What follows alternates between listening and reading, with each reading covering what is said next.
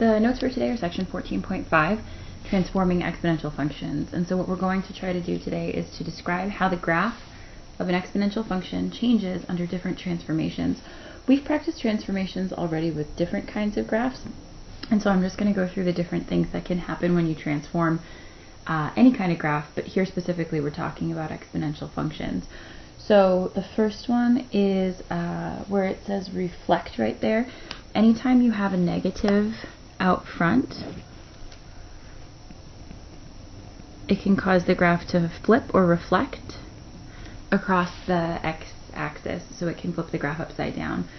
The next thing that can happen is either a stretch or a compression, and so we'll practice looking at different examples of what stretches and compressions mean as we go through the notes today. And then these are the transformations that we practiced before too. So it says that if you're going to have a number as the base, that's going to be your number inside the parentheses. And then up here, it says x plus or minus. It says if it's a x plus something, it moves it to the left, and if it's x minus something, it moves it to the right. And so we remember talking about how inside was opposite. For this one, you're going to have to think that the exponent is opposite.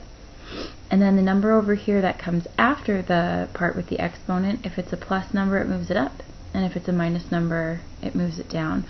So we're going to be using exponential functions and talking about how they shift. In the first example right here where it says exponential function, an exponential function is defined as being a function with a variable up in the exponent.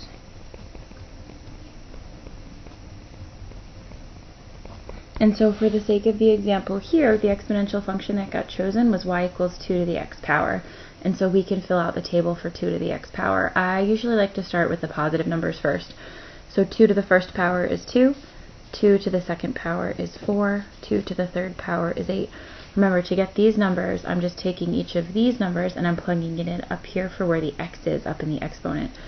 Any number raised up to the power of 0 equals 1. And then remember, negative exponents don't make the 2 turn negative. It causes the value of this to flip into the denominator. So this would be 1/2 and 1/4 and 1/8. If you plug these into your calculator, they'll give you out decimals, but just remember you always want to write them as fractions in the table.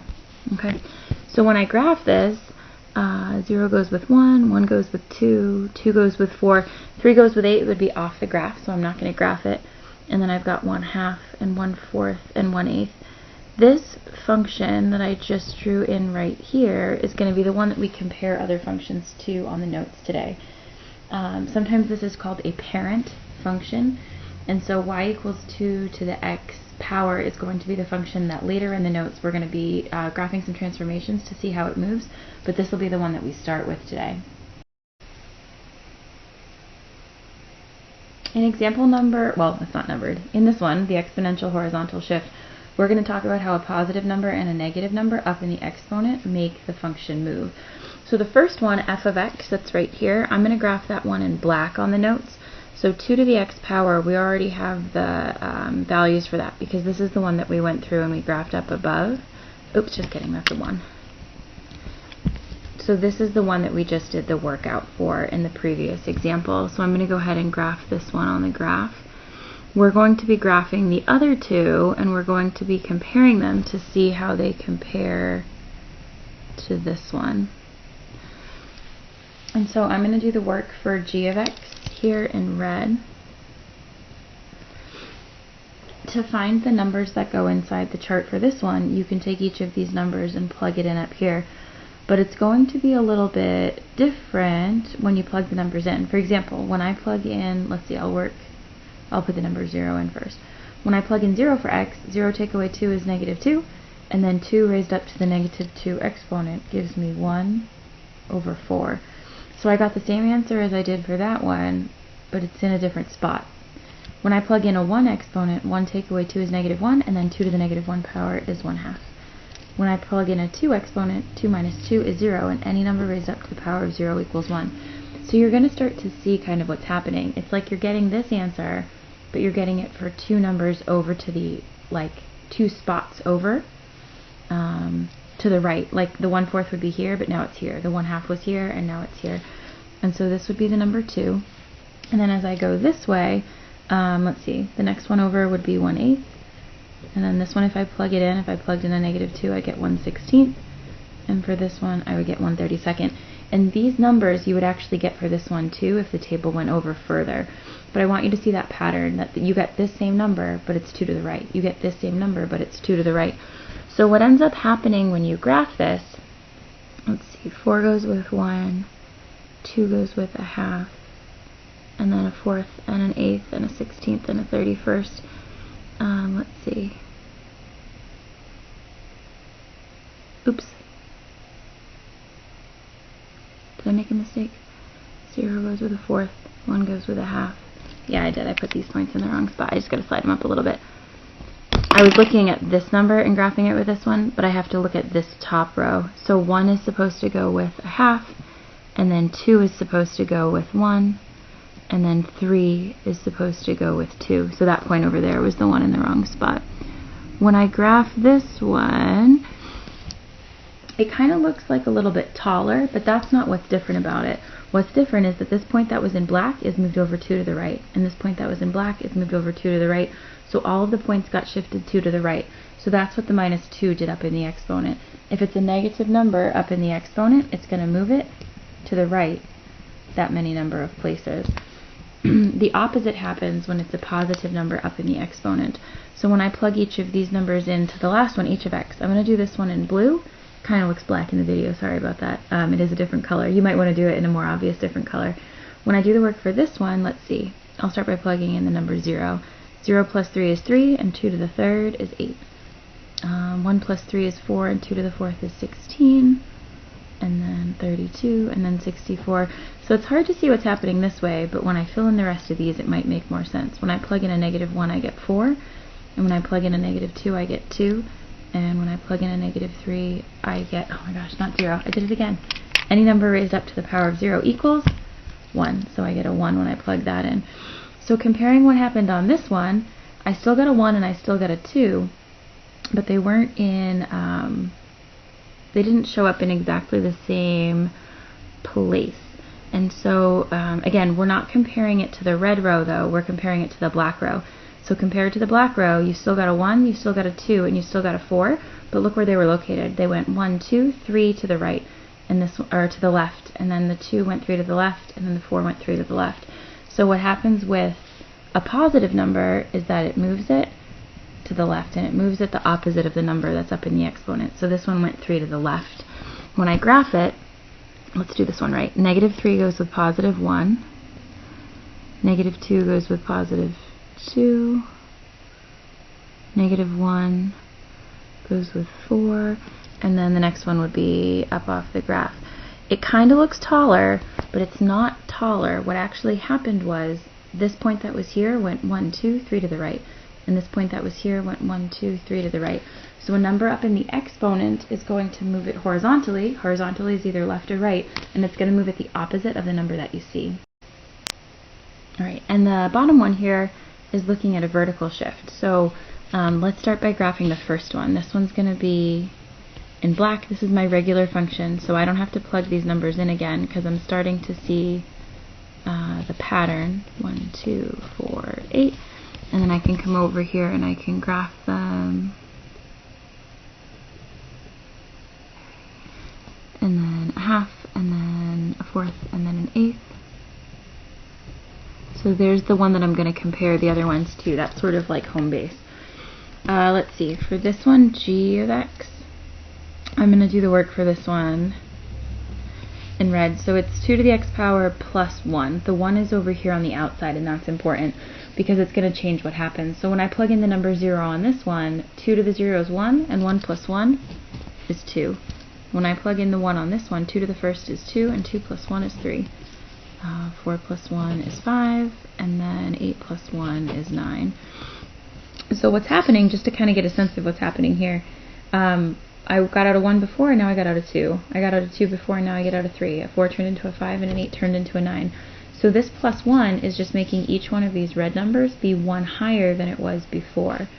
If I plug in a -1, I'm going to get, let's see, -1 is going to give me 1/2, and then 1/2 plus 1 is going to give me 1.5. And I'm writing it kind of funny on purpose, like this, just so that you can see the comparison later. When I plug in a -2, I get 1/4, and then 1/4 plus 1 is 1 1/4. And when I plug in a -3, I get 1/8, and 1/8 plus 1 is 1 1/8. And you could write these as improper fractions too if you wanted to. But to compare them, again, the red one is 1 bigger than this, the red one is 1 bigger than this, and 1 bigger than this. So 0 went with 1 in the first one, but on this one 0 goes with 2, and 1 goes with 3, and 2 goes with 5. And then over here, -1 goes with 1.5, and then 1 1/4, and then 1 1/8. So what happened on the red graph, because there was a positive number after the part that had the exponent with the variable in it, it moved the graph up that number of units. So on this one, the red one moved up 1.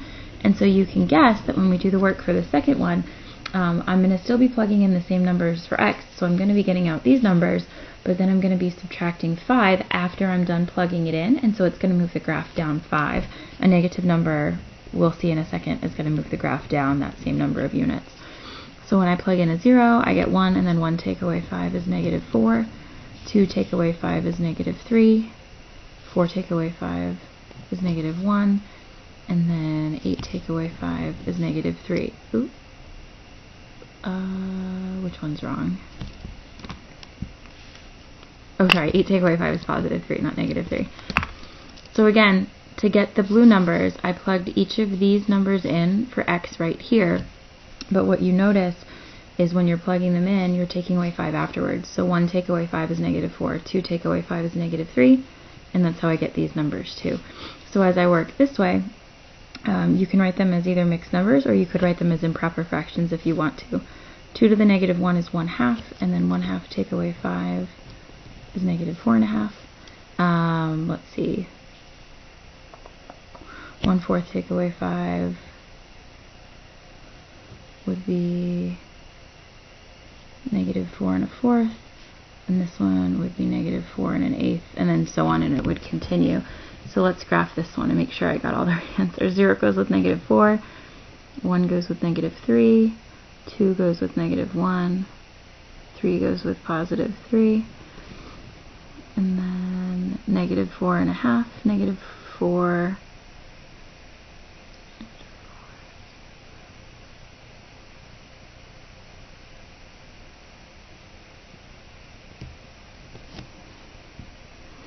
and so your graph for this one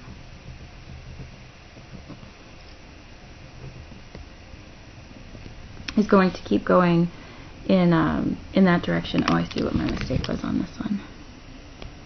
It would be -4 3/4, and this one is actually supposed to be -4 7/8. It's because of the weird way that I was doing the subtraction to show you what you got when you did this -5 and this -5. So just make that small adjustment there.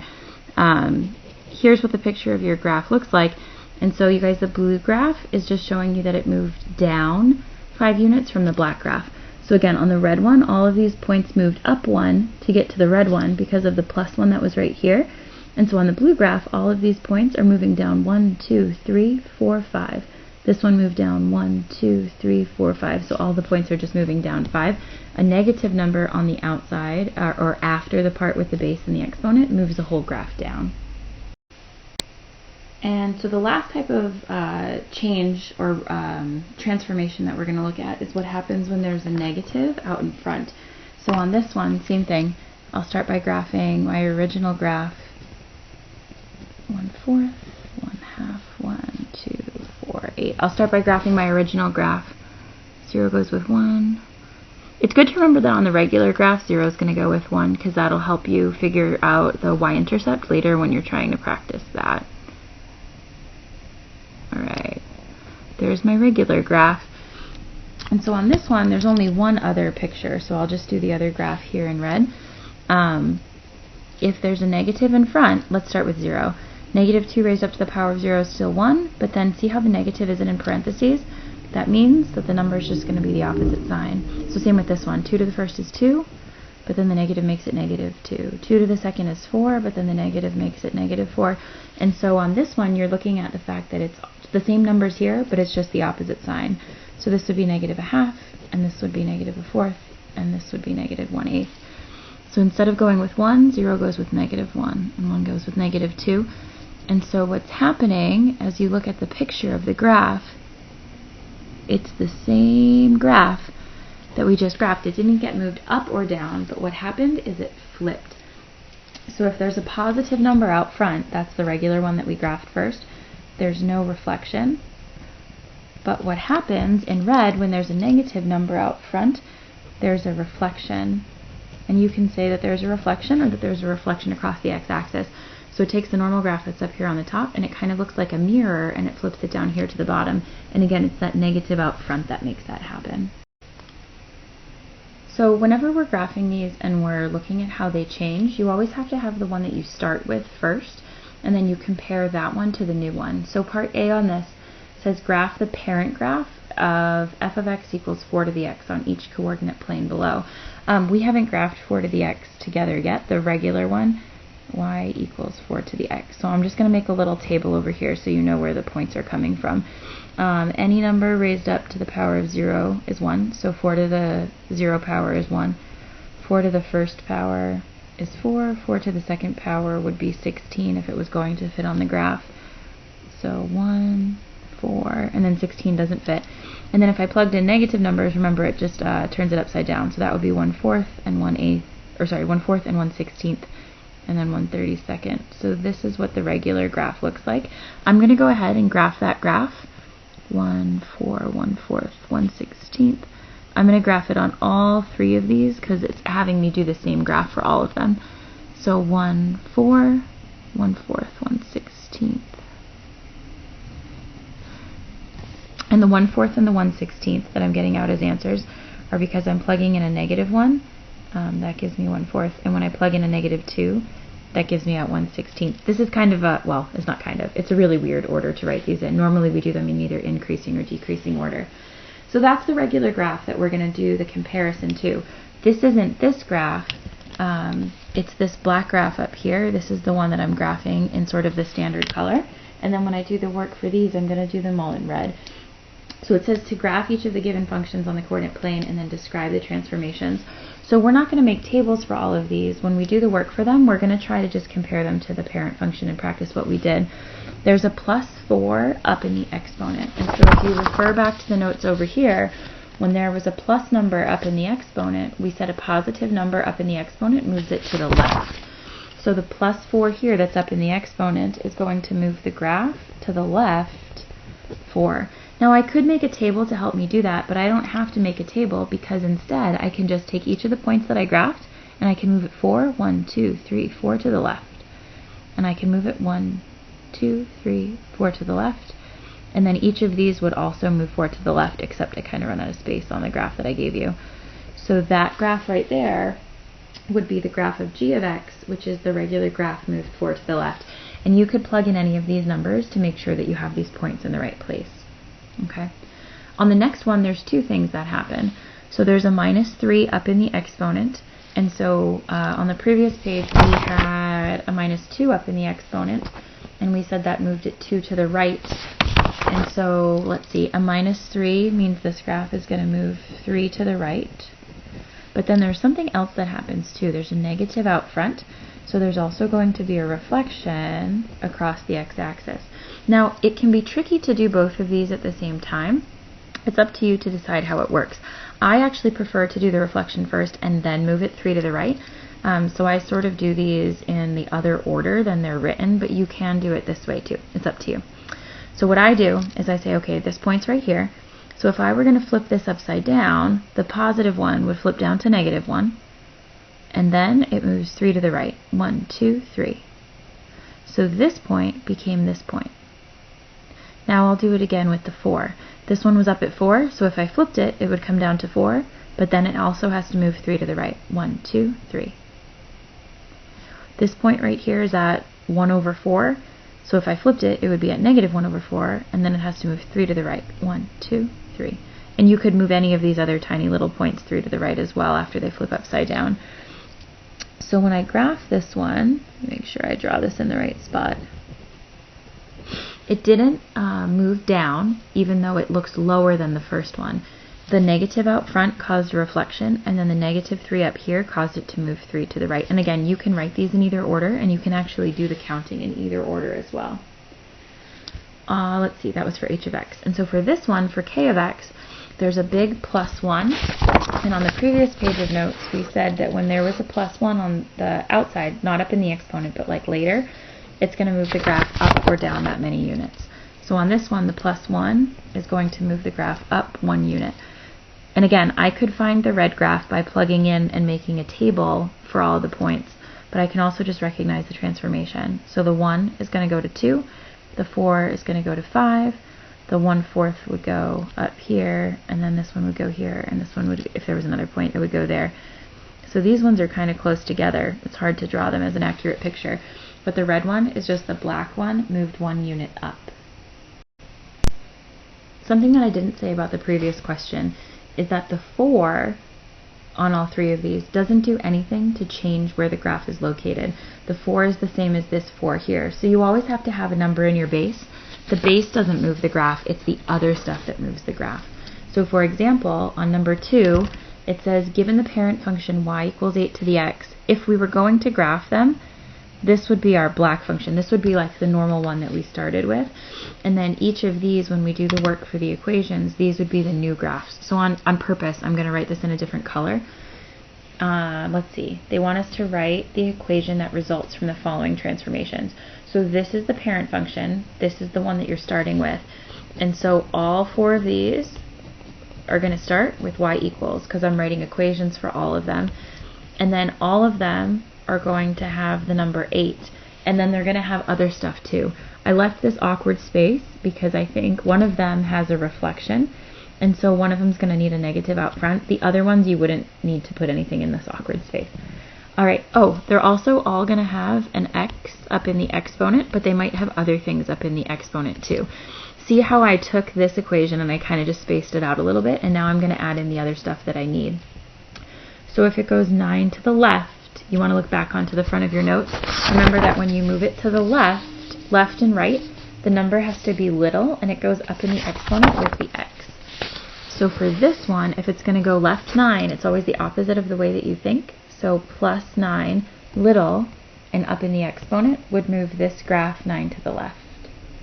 On B, if it's reflected across the x-axis, it's going to need a negative out front. And then if the whole graph gets moved down 6, remember to move the graph up or down, you're using a big size number, like a regular size number, and the up and down transformation goes the way that you think, and it's not up in the exponent, it's a large number that's all by itself. So for this one, if it goes down 6, it's going to be a regular size -6, not a little -6 up in the exponent. C has 2, so it goes right 7, so right is a little one, it goes up in the exponent, and it's the opposite of what you think. So there's going to be a little -7 up in the exponent for this one. And then it says that it goes up 2, so that's a regular size +2. And then the last one, they switched the way they worded the question. So the down 8 units means that there's going to be a -8 over here, because remember, the number at the end moves it up or down. And then it says it's going to move it 1 to the left, and so there's going to be a little +1 up in the exponent, and that's going to move it 1 to the left. So this last example is a really good one because the numbers, you don't put them in like this one first and then this one second. You have to put them where they're going to go to cause the correct transformation to take place. And so on number 3, it's exactly the same thing, except they're giving you this and they're asking you to do this and to write the words out for this one. Remember, there always has to be a base. And so on this one, y equals 7x, this would be your parent function. So if you were going to graph it, that would be the one that would be graphed in black. And then each one of these would be the new one that would be graphed in a different color. And so on all of these, you would just be describing how it changed. So let's take a look at the first one and see how the first one changed. Y equals -7 to the x minus 5. So the 7 does nothing because the original graph started with the 7. But the negative out front would cause there to be a reflection across the x-axis.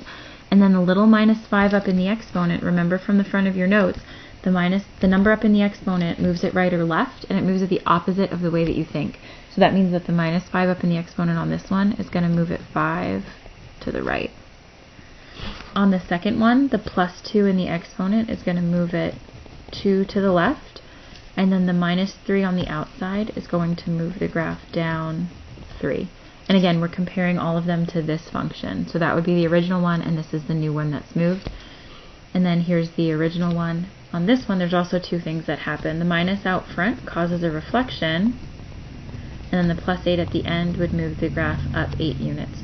So you're giving the different words that tell you how the new graph would be different from the old graph or the parent function.